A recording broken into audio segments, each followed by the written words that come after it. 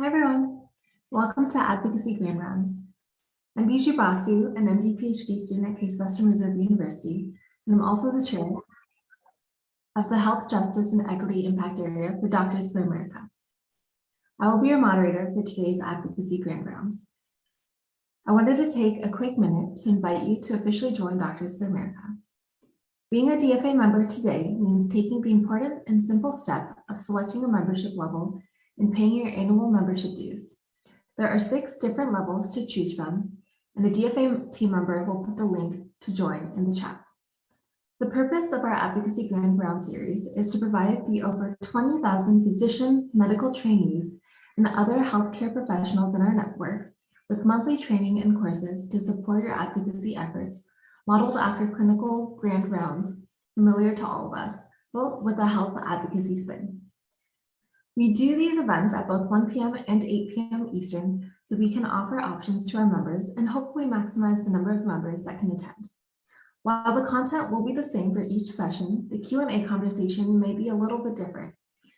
We will be live streaming this to Facebook Live and making a recording so that all the materials will be available afterwards. We have a few ground rules for Advocacy Grand Rounds and all of our events. First off, there's no such thing as a stupid question. Speaking of questions, please remember to use the Q&A feature. We will address your questions during the second half of our session. And also look out for comments in the chat. The DFA staff will be sharing helpful links during the session. Please be mindful in your questions and comments that every individual is at a different stage in their advocacy. This is the first step for some and a continuing education opportunity for others.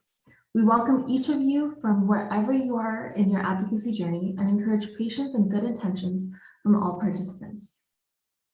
Now, on to why we are here. Each one of us has unfortunately encountered acts of discrimination, hate, and bigotry. Today, we will become empowered and move from a bystander to an upstander. I would like to introduce our speakers today, Taniza Islam and Jen Dreisky from South Dakota Voices for Peace. Taniza is a first-generation American Muslim immigration lawyer who has called Sioux Falls home since 2012. She began her private immigration law practice in 2015 after receiving a Bush Foundation Leadership Fellowship, and in 2017, she co-founded South Dakota Voices for Justice and its sister organization, South Dakota Voices for Peace, which is an education, legal service, advocacy, and rapid response organization, lifting the voices of immigrants, refugees, and Muslims in South Dakota. In July of 2021, South Dakota Voices for Peace received several grants, including one from the CDC's FEED program to provide multilingual vaccine education and to organize pop-up clinics. In partnership with South Dakota Urban Indian Health and Lewis Drug, they have administered over 300 vaccines to BIPOC communities. Taniza is a current candidate for mayor in Sioux Falls, and she is very familiar with working with physicians as she is married to Dr. Tim Dillard, who is a hospitalist with the VA health systems in Sioux Falls. I would also like to introduce Jen Dreisky, who is the Deputy Director of South Dakota Voices for Peace. Her background includes over 19 years of experience as a leader in the criminal justice system. Jen has been presenting and leading complex conversations on inclusion, purpose, and the spiritual tapestry of South Dakota for many years. She is the president of Mount Zion Congregation Synagogue in Sioux Falls, a Billy Sutton Leadership Fellow, and a board member of South Dakota Faith in Public Life. Jen is a mom to a very precocious 7-year-old Jacob and a bonus daughter, 15-year-old Sophia. Please welcome Taniza Islam and Jen Dreisky.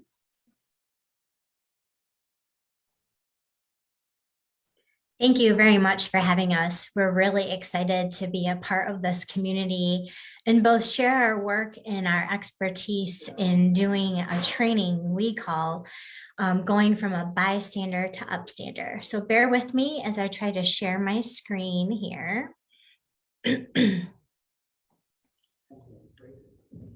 Okay. So hopefully everyone can see that, and we're just going to get started. I understand that you can, if there are questions popping up for you, you can just put them in the chat box and one of the moderators will be asking those questions throughout the presentation.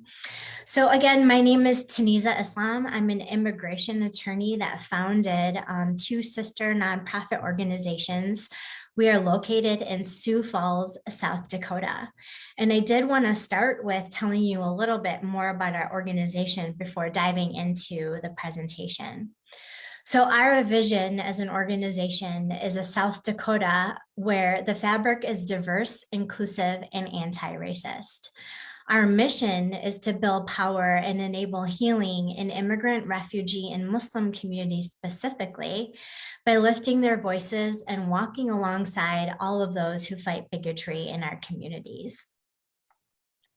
We do this work through various programming. Our flagship program is we offer free immigration legal services to children who are in immigration court, the overwhelming majority of whom are children coming to our southern border from Central America without a parent or guardian, and through a long process make their way here to South Dakota. And until November of 2019, these children, there's over 600 unaccompanied minors from Central America and South Dakota, had no access to free legal services until we launched our program. So we're really proud of this program that we offer in our community, and we're the only organization to offer it. We also engage in education, advocacy, and civic engagement, specifically with immigrant refugee communities as well as the greater community. And you are partaking in one of those opportunities, our Upstander training. And most notably, we're a very nimble rapid response organization. And I just wanted to highlight some of the rapid response work that we've done over the last 2 years in response to COVID. In January of 2020, if we can go back in time a little bit, we were a staff of 2.5 people, mostly dedicated to our legal services program. We had an outbreak in our meat processing plant, one of the first across the country, called Smithfield. And from this experience, we reacted very rapidly to what our communities were asking us. We knew from the conversation of the first CARES Act that undocumented communities and mixed immigration status families would be left out of relief checks. So we launched in strategic partnership with our stakeholders across the state an emergency relief fund, and we grew to a staff of 12 very quickly with this particular program. We raised $1.2 million in just a short 5 months and assisted 1,700 immigrant-led households with direct cash assistance. And I just wanted to share, even in a very rural state like South Dakota, how diverse our immigrant population is itself. We received applications representing people from 93 different countries, the majority of whom were from Mexico and Central America. Then as we were wrapping up our emergency relief funds, we started getting questions from our community on who was doing COVID vaccine outreach and education. And again, all of the work that we do is multilingual. We use our Sioux Falls Public School District information on language, and our top 3 languages are Spanish, Amharic, and Nepali. And so we do our best to get information out into our communities across rural areas of the state so that there is access to information.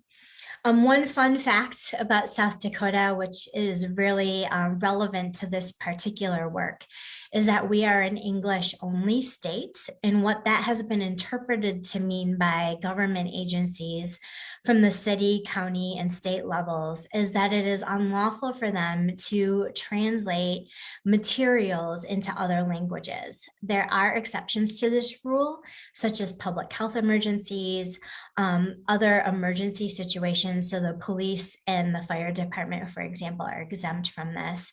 But this really leaves an interesting gap in infrastructure, in that our city and county and state were not able to respond quickly enough. So small nonprofits like ours had to step into that gap and fulfill it. We were really lucky to be one of the first organizations, our community-based organizations in our state, to receive funding from the CDC's VEAP program, Made to Save and Twilio, where we invested in hiring outreach coordinators that reflected our community and were multilingual. And we were really lucky to get some recent graduates of a local university, Augustana University, who were interested in public health and community engagement to be our first community outreach coordinators. So please remember that at this time, when we started this work in April, May of 2021, our city, county, and state were not robustly engaging multilingual communities and COVID vaccine education and awareness. So just from about May of 2021 to December of 21, we, through our community engagement outreach coordinators, we held 7 pop-up clinics with partners from the South Dakota Urban Indian Health. We held the city's only pop-up clinics at that time at our frequented mall in their mall parking lot. And we've vaccinated over 340 people in doing these pop-up clinics here. And we continue to do that work and now focusing also on vaccinations for children 5 and up.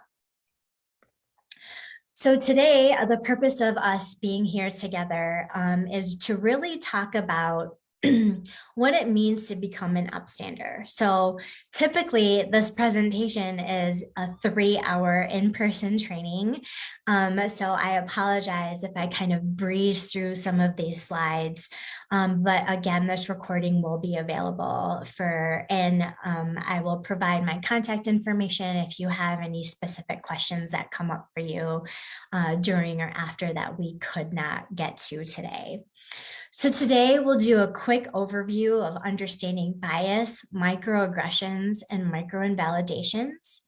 And then we will learn the steps that we use at South Dakota Voices for Peace on how to become an upstander and really talk about what it means to listen with compassion and respond with courage, while making sure that the target of any incident, bias or race-based incident, aggressive incident, is protected throughout this process, which is a very counterintuitive to how many of us react to these situations.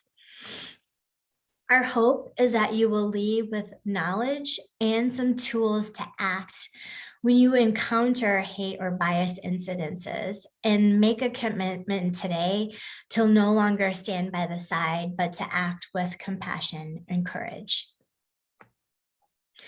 So if through this entire presentation you don't remember anything, please do remember this one concept that is really about the impact we have with our words and actions that matter. It is never our personal intent, because none of us actually wake up in the morning thinking, I'm going to try to hurt some people's feelings or be biased in how I approach a situation. So really understanding how others interpret and what intent and impact that has, in being able to decipher that even though our intent was non-biased, that the impact surely could be, and what steps we can take to make the person who is feeling that negative impact come back into belonging. So just these 3 different concepts of bias, microaggression, and microinvalidation very quickly. You know, a bias is really conditional. It's something that we learn and experience from the environment that we are in, that we grow up in, that we're surrounded in. And it becomes almost this innate reaction. But it really takes incredible work to be self-reflective and to be able to identify when a bias is coming up from us. And oftentimes I get asked, well, how do I know I have a bias? Well, there are tools out there. The most popular tool that you can take is called the Harvard Implicit Bias Test. And if you just Google that, you'll come up onto their website. And it's a really interesting tool to see where you fall in different categories, where you tend to have more bias over the other in a specific scenario. For example, there's testing that looks at your bias towards darker skin or lighter skin people, or your bias based on religions, or your bias based on women in science or men in science. So it's really interesting to go through that practice just to set kind of a foundation of where you might be when it comes to bias. But I oftentimes think of bias as kind of this weird feeling you get after something happens or while something is occurring. And one recent example that I'd like to share is that I was in our local grocery store, and the cashier I was interacting with was a young Asian American. And as we were chit-chatting about the weather and, I was inserting my credit card into the credit card reader, in my mind in that moment, I heard myself say, oh, wow, he really doesn't have an accent. And in that same moment, I started having this internal conversation of, well, why did I think that? I'm Asian American myself, and I might have a Northern accent, I've been told, but not a multilingual accent. And so I started having this really intense conversation while I was pulling the credit card out of the reader and grabbing my bags. And I realized that I have a bias. I have a bias towards Asian Americans specifically, in thinking that they would have an accent when speaking in English. So then it becomes a point of, well, what am I going to do with understanding that I now have this bias? It's almost a process of deprogramming, right? And now with Netflix and Hulu and the availability of different mediums to see Asian Americans on the screen, to read literature, I started to make a more concerted effort to expose myself to those environments and to also friend more Asian Americans in my community, because I realized that I had this bias and I needed to figure out a way to make sure that it wasn't impacting me in negative ways or those who I was surrounded by. Microaggressions, on the other hand, are these really little kind of snippets of things people say. Often it's very subtle. Again, this is where that intent versus impact really comes to play. Another example I can give, and one of the analogies that really resonated with me when I was learning about microaggressions and how to talk about it, is that it's like little paper cuts that you may receive throughout your lifetime. And there becomes a point where you realize some of them hurt, some of them scar, and some of them go away and you'll never remember them again. But there comes a point where you try to just avoid getting paper cuts altogether. And that's really the progression of a microaggression. So it's interesting, in reflecting through my journey in school. I grew up in mid-Michigan in Bay City. I was one of the only children of immigrants in my grade school, middle school, and high school. And I remember in high school, we were coming out of a religion class because I went to a Lutheran high school. And the student with the locker next to me said, if we're all created in God's image, you must be God's poop.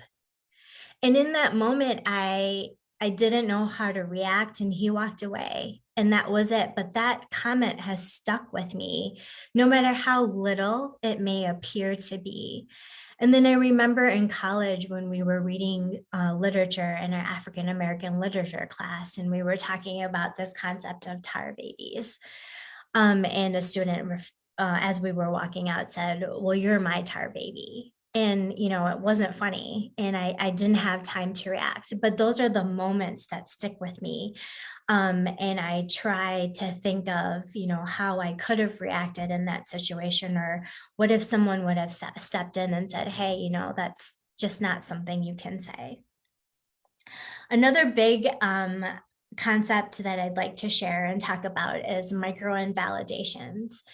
And our reaction to when something negative is happening around us is usually deminimizing it, like saying things like, I'm sure he didn't mean it. I mean, I'm sure someone could have said, come up to me and said, oh, don't worry about that comment. You know, he's just joking around.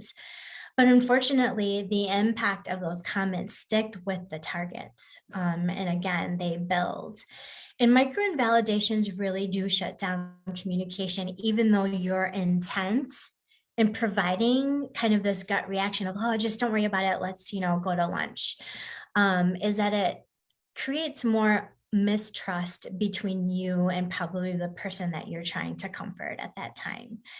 And one of the first, when I was thinking about this presentation and gearing it more towards medical staff, not only is my husband a hospitalist, but my dad is a retired GI. My sister is an emergency room doctor. And so I come from a family who talks about really interesting things around the dinner table, as you can imagine.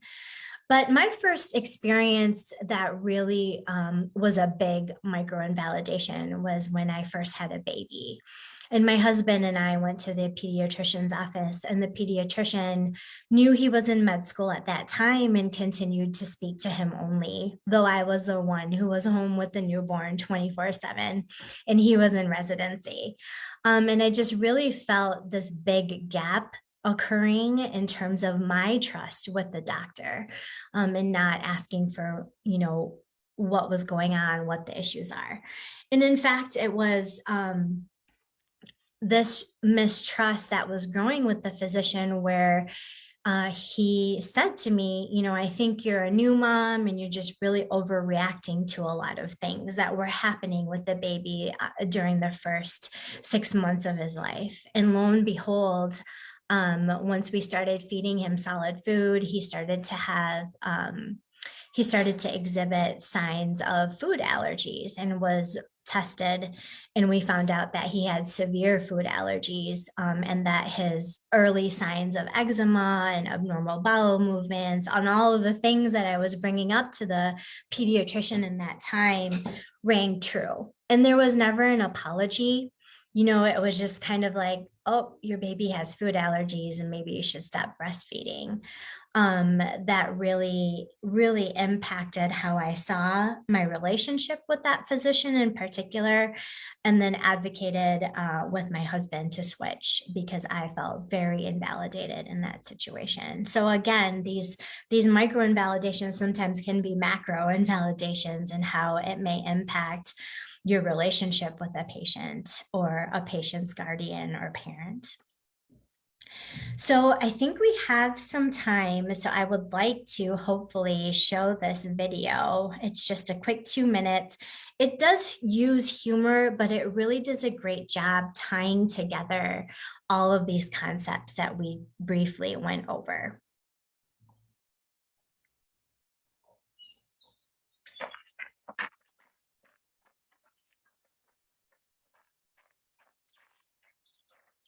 Hi there. Hi. Nice day, huh? Yeah, finally, right? Where are you from? Your English is perfect. San Diego. We speak English there. Oh, no. Where are you from? Well, I was born in Orange County, but I never actually lived there. I mean, before that. Before I was born. Yeah, where are your people from? Well, my great-grandma was from Seoul. Korean. I knew it. I was like, she's either Japanese or Korean, but I was leaning more towards Korean. Amazing. Yeah. Shasina. There's a really good teriyaki barbecue place near my apartment. So I actually really like kimchi. Cool. What about you? Where are you from? San Francisco. But where are you from? Oh, I'm just American. Really? You're Native American? No, just regular American. Oh, well, I guess my grandparents are from England. Oh, well. Hello, Ganda! What's all this then? Dropping the ball into you. Let's get a sporty. Double, toil and trouble. On the cube, beware Jack the Ripper! Bloody hell! Pip pip! Cheerio! I think your people's fish and chips are amazing. You're weird. Really? I'm weird? Must be a Korean thing.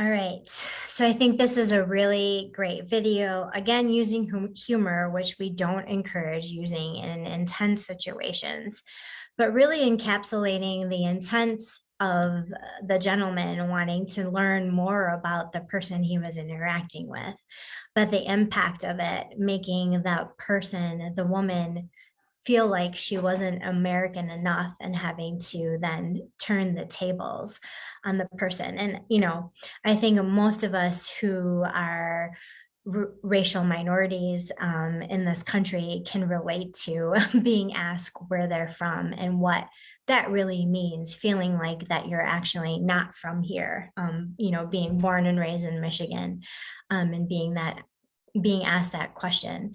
So people oftentimes ask me, well, how else can we ask it? And one thing I would offer is just asking, where were you born? Where does your family trace its lineage to?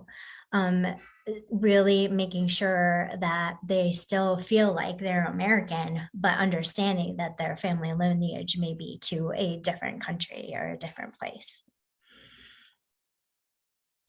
So now shifting gears into kind of understanding what types of incidences can occur and what your role can be.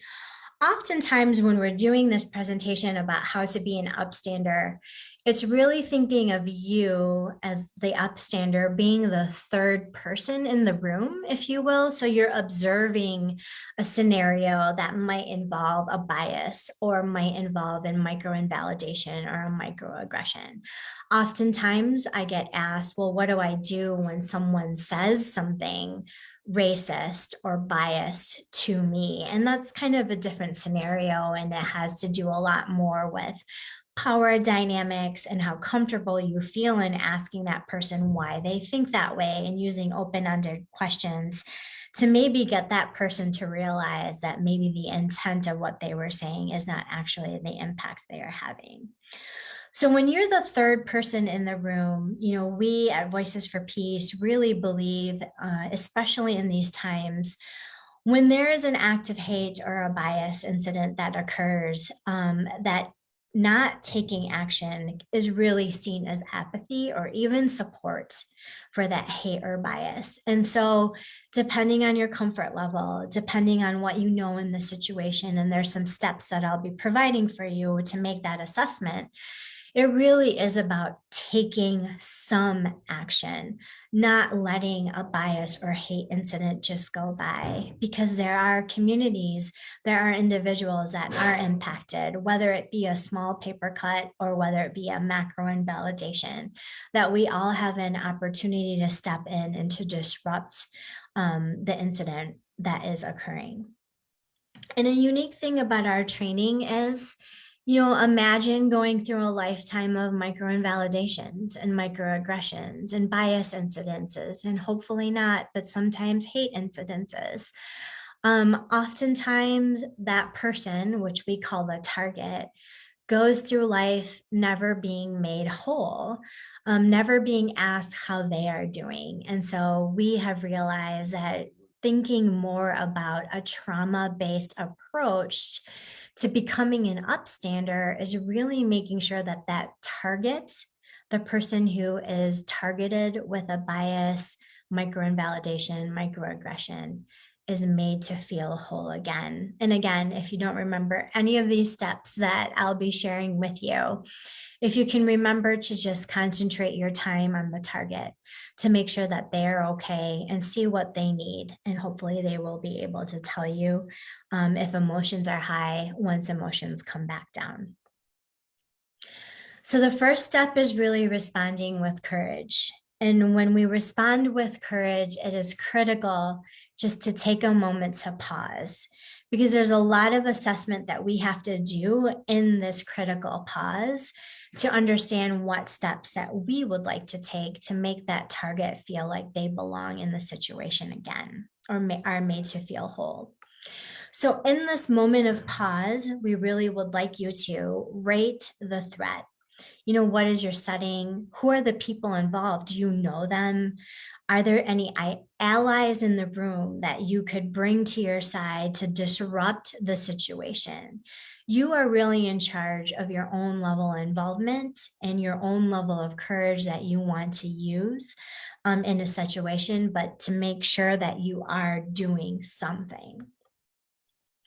So when you are responding with courage, you decide, you know, what you're going to do to protect the target. You know, and even though we watched a video about humor, when there's a serious incident occurring, we discourage using humor to diffuse the situation, because at the end of the day, that impact of using humor on the target may feel irrelevant to the target and minimize the situation. So, you know, we encourage you to not embarrass what we call the aggressor in the situation, not threaten them or call them out in front of a lot of different people, but really to step into the situation to disrupt it, to stop the, let's say, name calling, or to stop the stereotypical bias statement that is being made. So again, approach the target after you make this assessment and making sure that you're safe, and call out the inappropriate behavior. You know, if I'm the target, for example, and Jen came to me and said, Sneeza, you know, that statement that was said, calling you a tar baby is unacceptable. And that's not something that we will allow in this classroom, or that me as your friend will allow other students to say, and take me out of that situation to diffuse the emotions. And then it becomes a space where you consider, how are you going to repair the damage for the target? And it becomes really imperative to ask the target what they would like. Again, if you're in a situation that's highly emotional, it might not be that day. It might be in a couple hours. Coming back to the target and saying, you know, I want to do more, but I want to do what you're comfortable with. Would you like me to go and talk to David about the comment that he made? Would you like me to go with you to talk to the professor in the classroom about why he didn't step in and how that comment made you feel? And sometimes the target might just say, you know what, I'll just handle it myself, but thank you. But I guarantee you the target will always remember that you did step in and try to make them whole in that very uncomfortable, biased situation. Of course, if this is a dangerous situation, we want to make sure that foremost that you are safe in the altercation. There's weapons involved, to call 911, but also to understand that your role in a scenario like this may be to gather evidence, maybe to stay in the situation, to be a witness, to capture video and photos. I think we have seen over the last couple of years how critical collecting that evidence can be in dissuading and perhaps even prosecuting hate crimes in our communities. So now, how do we make sure that we're bringing that target back into belonging? And the biggest step that we can offer to you is to listen with compassion. And that may seem like an easy step, but if you think about how busy you are and how many patients you have to get to, and your kids calling you because they're sick at school, and all the things that life throws at us on a daily basis, taking the time to actually listen to what the target is saying with compassion, not to override what they're feeling, because innately, you know, as caregivers, as physicians, as nurses, as people in the community that want to make sure people are feeling whole, our gut reaction is to alleviate pain and to deminimize people's feelings, because that is just how we learn how to deal with painful situations. So again, to avoid paraphrasing, there's a difference between active listening and compassionate listening. And in my master's program, we actually had an entire semester on different types of listening. And active listening is really listening and paraphrasing what someone is saying. But compassionate listening is actually going beyond what the target is saying, is really getting to the feelings and trying to decipher the feelings that are coming out in the words that are being said to you. So again, be really careful at this point not to fall into microinvalidations by saying things like, oh, don't worry about it, we'll figure it out, you're going to be just fine, that person is having a bad day, or whatever the microinvalidation might mean. And if those do slip out, just to be able to say, you know what, I'm really sorry I said that. I really want to hear and listen to what you're feeling right now and how I can help to make you feel whole again. So again, as you're listening, again, in this rapid kind of pace of life that we have and getting to our next task, it might be difficult to take that pause, but to really, again, our whole purpose in becoming an upstander in these situations is to make sure that the target themselves are brought back into belonging into a setting, because more often than not, you might witness this in a work setting, or a setting in your worship center, or a setting maybe around your dinner table when there's a big family gathering. So depending on the dynamics, the relationships that you have with the people that are involved in the scenario, taking that time and being really conscious of wanting to understand what the target would like, what they're feeling, and then how to move forward either together or with the direction of the target themselves. So initially we started with kind of our gut reactions, right? Biases are innate. It's our environment, it's where we're born, it's what we watch on TV, it's what news source we're listening to, and what shapes our biases. And so those are kind of like just gut reactions. And this training in and of itself is very counterintuitive to how we usually react in situations. So usually at this point, if it was an in-person training, we would go through role plays and go through these steps that were presented very methodically so that we could get into a rhythm and pattern of what it would be like to essentially de-bias ourselves and to step into situations that maybe we haven't stepped into before, but wished we could have, or wished we knew what we could do. So if you have some time to think about, I'm sure all of you have gone through these scenarios or been witness to scenarios, or perhaps as you're reflecting after this training, thinking about times where maybe the impact of your statements were not what you intended, and figuring out why you reacted that way in that particular situation. So if you can practice scenarios and go through these steps, which is really coming and pausing when you're in a situation and rating your settings, rating the danger or the safety of people involved in the incident, how you're going to act, and really figuring out how to disrupt that behavior so that you're really concentrating on the target, whether it's taking them outside of a room or taking them away from the scenario, and then really listening to them with compassion and understanding what emotions are going on, and asking the individual who was the target on how they can be made whole again. So really succinctly, that was a 3-hour presentation in about 40 minutes. And I think I can see some questions and stuff in the chat that I'm hoping the moderator can help me with. And that is the end of the presentation. Thank you so much, Shanisa. That was fantastic. And yes, like you said, we do have a couple of questions in the chat. And throughout the rest of the session, please continue asking questions. The question in the chat, can you speak more about bringing the individual into belonging? So that last step that you mentioned, and maybe how to actively do that.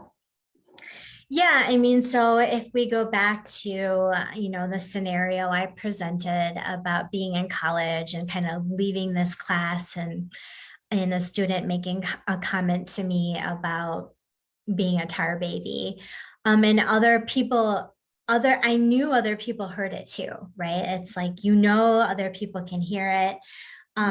But then, taking that step as an upstander would be if you were someone who heard that comment and you came to me and said, hey, I just heard what Bob said, and that's unacceptable. That's not something I condone. I can't imagine how you're feeling. Are you okay? And then depending on, your relationship with that person, maybe that will be a robust conversation. Maybe you don't know each other very well, so I wouldn't feel comfortable sharing too much with you. But just leaving the door open in that situation and saying, hey, if there's ever anything I can do, if you'd like me to talk to that person, or if you'd like me to talk to the professor about hearing those comments and maybe having the professor talk about it more as a class, I'm here to do what you feel most comfortable with, is really what it takes to bring that person back into belonging. So it sounds like, really validating that individual's experience and kind of showing your support and asking them, what they need in that moment and how you can provide that if you're able to. Yeah, and I think, if you've been a target, and most of us have in some capacity, if you go back through those scenarios and think of times when people asked you if you were okay, I'm going to venture to guess that maybe you've never been asked if you're okay, and you kind of just walk through life. And again, those paper cuts kind of build on each other. Or maybe you have been asked, and how validating that did feel in that moment. I know I've reflected on scenarios, that have happened now in high school 25 years ago and thought, wow, why didn't someone step in? Because I know that person saw that, or I thought that teacher was watching, or, you start to question. And I hear from a lot of young people now, one of the programs that we did at Voices for Peace was a youth forum after George Floyd's murder, to really understand from youth of color in our community what it's like being in such a white dominated, Christian dominated community. If you're not, what is your experience like? And all of the panelists had pinpointed a scenario in elementary grade school where they felt like they were being discriminated against by a teacher. And, that took me back to my kind of first memory of that too, which was in grade school. And the impact that has on the targets, if you will, and how critical it is for us to be able to make sure that all of these little targets that are walking around in our schools and in our community, maybe in our offices, are feeling heard and feeling validated, and making sure that we're training people on what steps to take to make sure that's happening in our communities. Yeah, thank you. Getting a lot of messages, and we have some more in the Q&A, so thank you everyone asking questions.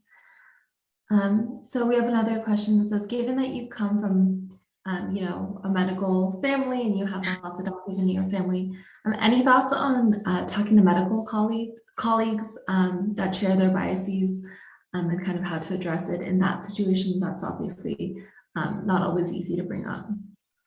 Yeah, I mean, I think it's really important to acknowledge that we all have biases. I operate in a frame that we all have biases. It's a really a continuum of whether you're going to acknowledge them and understand where those biases pop up for you. Like I explained, for me personally, it was in encountering other Asian Americans. And people are oftentimes confused when I tell them that specific scenario. And the reason I choose that scenario is because if you go back and travel with me through my upbringing. You know, I grew up in a white majority community. I didn't have friends who looked like me. We didn't even have families that looked like us in our community that we hung out with until I was older, like a junior or senior in high school. So it was really, once I started to unravel that, it made sense why I had biases towards other Asian Americans.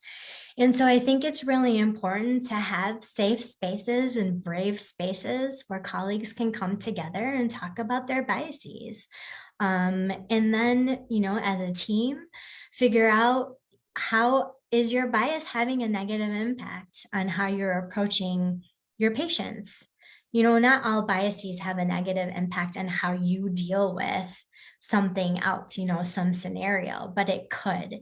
And just that mere awareness is really where we need to start going to, as professionals, as people who serve communities, as people who are looking at trauma and healing and thinking about community health in a really holistic manner. And so being able to trust colleagues to talk through those scenarios, I think, is really critical. I'm really lucky at the organization that I've co-founded to be able to create that space for all of us.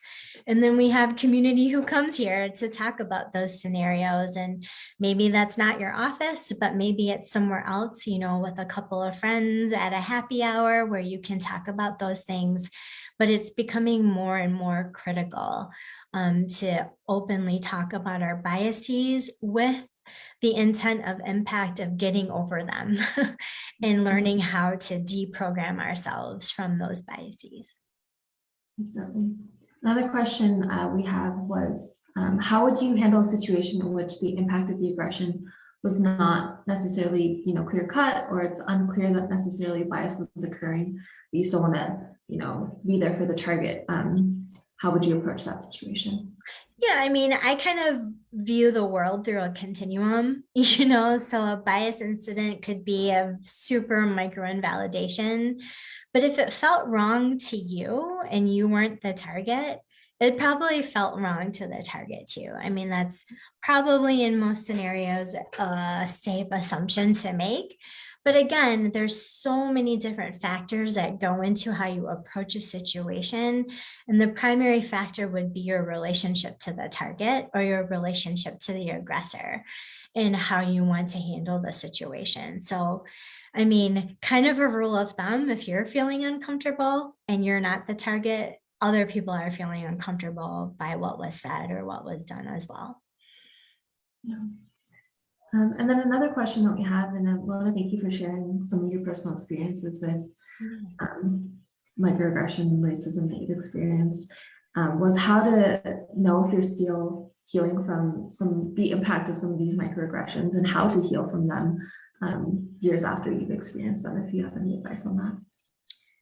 Yeah, I think that's just a journey for everybody. I've been really lucky to have created an organization where we try to heal each other in the work that we do around these issues. Whether that's someone you trust that you can speak with. I think, honestly, getting mental health counseling, having friends is great to talk to, but sometimes they're not equipped with the tools that you need to move through healing. Is something that I've just recently realized. I've always felt as an advocate in the community, as someone who is having these difficult conversations, that I never concentrated on the impact that these things have on me personally. Like, I've kind of channeled what I believed was my healing through the work, but there came a point where I realized I needed more, and then reached out to professionals who could help me process different scenarios in a different perspective, and really concentrate on my strengths and how I can move forward through life. Because in every stage, when I was in my 20s and I looked at what happened in high school is very different from now when I'm in my 40s and looking back at what happened in high school, and figuring out why. And then for me personally, making sure that that's not happening now today in our high schools, and how we're going to address that as a community. Another question that I had personally was about unlearning our personal biases, because I think, especially when we're talking about bias, a lot of us, we don't want to admit that we have bias, even though I agree with you that we all do. So when we've identified that we have bias, how do we go about actively learning that bias to make sure that, like you were saying, that it doesn't affect our work or our day-to-day and our interactions with others? I mean, honestly, when you have that realization that you have uncovered a bias of yourself, most of us are not comfortable with that, right? And so most of us will figure out something to do to make sure. I mean, the next question you should be asking, honestly, is, okay, I've identified a bias. Did I treat a patient differently because they were Asian American? Like, should I ask my nurse who's in the room if they saw something different? Are there other tools that you have available that you can say, again, being really open and saying, you know what, I just recently realized I have a bias, and I want you to help me make sure it's not negatively impacting how I'm interacting with a colleague or a patient or a community member. So can you help me with that? And then also, like, those tools that are available, there's tons of tools on exploring implicit biases and how to deprogram yourself, and classes and other trainings that you can take. But that first step is a huge step, just embracing and acknowledging what your bias may be. Yeah, definitely.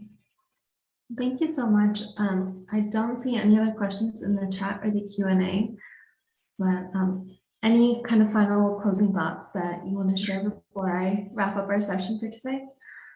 Yeah, I mean, honestly, this is a journey. For many of us, this is the first step in that journey. Maybe you didn't think you had a bias, and now that you think through it, maybe you'll be able to identify one. Maybe you won't. And it's okay. Like, I think just knowing that these issues are out there, and making sure that it's not impacting you interacting with others negatively. And it's really this work in the larger work of diversity, equity, and inclusion efforts, that we have on a community level, in organizations and at the city. As you mentioned that I was running for mayor, that really leads me to that place, because in our community, South Dakota is 88% Caucasian, but here in Sioux Falls in particular, where I'm located, and is the largest, most diverse, the fastest growing city in our state, as we get younger, our population is getting more racially diverse. And I think it takes people like us, who have gone through those experiences and are trained. I mean, that's what my master's is in intercultural management. This is the advocacy work that I do, is to move communities along through this kind of continuum of getting from diversity to equity to inclusion. And so that's really one of the motivators for me in running for office now. So. Amazing. Well, thank you so much for being here today. I would like to close this advocacy grand rounds. And again, thank you to Misa for this amazing presentation, and also Jen for joining us today. We're so grateful to have you here. I'd like to just share a couple of quick reminders. This event will be available for viewing later on DFA's YouTube channel.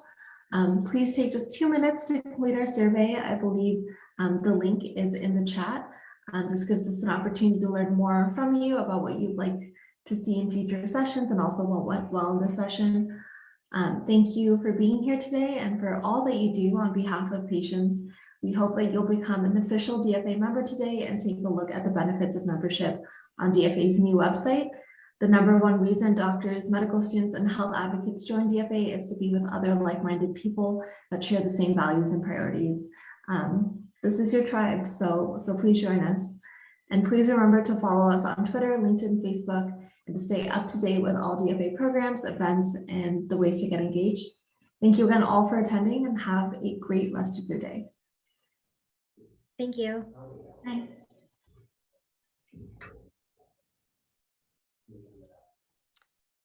Fantastic. Thank you so much. Okay, great. So keep it the same for the evening. Yes, please. Okay, perfect. Thank you. So sounds great. And